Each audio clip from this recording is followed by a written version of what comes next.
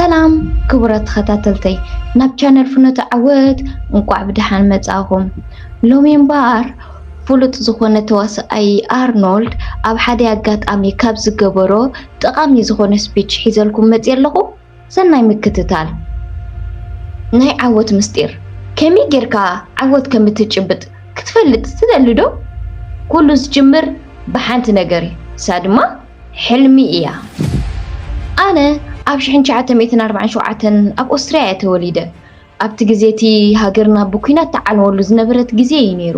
ስለዚ ድማ ኣነ ካብቲ ዓዲ ክወፅእ ኣዝየ ይርበፅ ነበርኩ ከም ኩሉ ኣብቲ ዓዲ ዝነበረ ሰብ ተራሕ ሓረስታይ ወይ ድማ ሰራሕተኛ ፋብሪካ ክኸውን ኣይደለኹን ወለደይ ኖርማል ናብራ ክነብር ይደልዩ እኳ እንተነበሩ እዚኣ ግን ናቶም ሕልሚ ዳ እምበር ናተይ ኣይነበረትን ኣነ ንዓብይ ነገር ከም ዝተፈጠርኩ ካብ ውሽጠይ ይፈልጥ ነይረ እሞ ኸዳ ከመይ ጌረ ነቲ ዝደለኽዎ ነገር ረኺበዮ ሓደ መዓልቲ ወዲ 11 ዓመት እንከለኹ ኣብ ቤት ትምህርቲ ብዛዕባ ኣሜሪካ ዘርኢ ፊልም ረኣኹ እቶም ነዋሕቲ ህንፃታት ዓበይቲ ድልድላትን ገፋሕቲ ፅርግያታትን ምስ ረኣኹ ኣነ ኣብዚ ክኸይድን ክነብር እየ በልኩ ብድሕሪኡ ሬግ ፓርክ ዝበሃል ቻምፒዮን ናይ ትሽዑ ግዜ ኣዝዩ ፍሉጥን ህቡብን ስፖርተኛ መፅሄት ረኣኹ ኦኬ እዚ እዩ መንገደይ ኢለ ድማ ካብ ሽዑ ዓይነይ ኣውደቕኩ ከምኡ ሻምፒዮን ክኸውን ናብ ፊልም ዓለም ክኣቱ ሃብታም ክኸውን ወሰንኩ ኣበይ ከም ዝኸይድ ምፍላጠይ ድማ ዓብይ ቅሳነት ሃበኒ እሞ ኸዳ ከመይ ጌረ ሕልመይ ናብ ጋህዲ ቀይረዮ ኣበይ ከም ዝኸይድ ምፍላጠይ መቸም ከመይ ዝበለ ቅሳነት ከም ዝሃበኒ ክትግምቱ ትኽእሉ ኢኹም ሸቶም ዝህልወካ ዕላማ ምዝህልወካ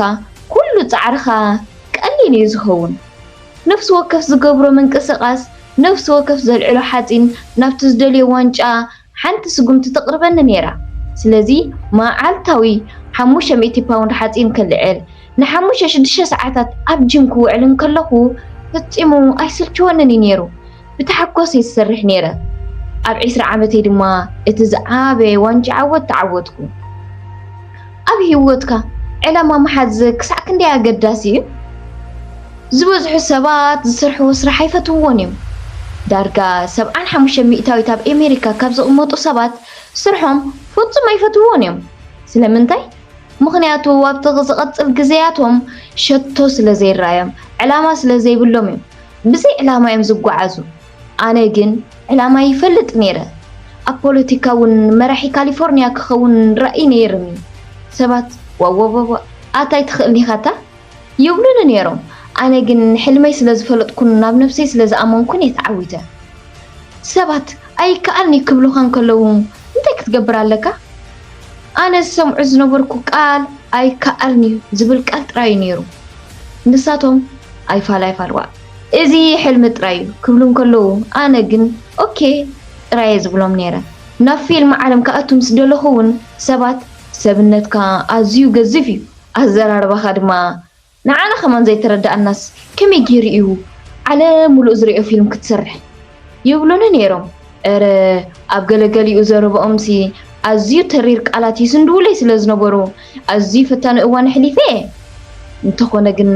ዳይሬክተር ናይታ ተርሚኔተር እትብል ኣዝያ ዓባይ ፊልም ነዛ ሙቪ ኣርኖልድ እንተዘይህልዋ ነይሩ ፈፂማ ኣይምተሰርሐትን ኢሉ ተነይትለይ እዩ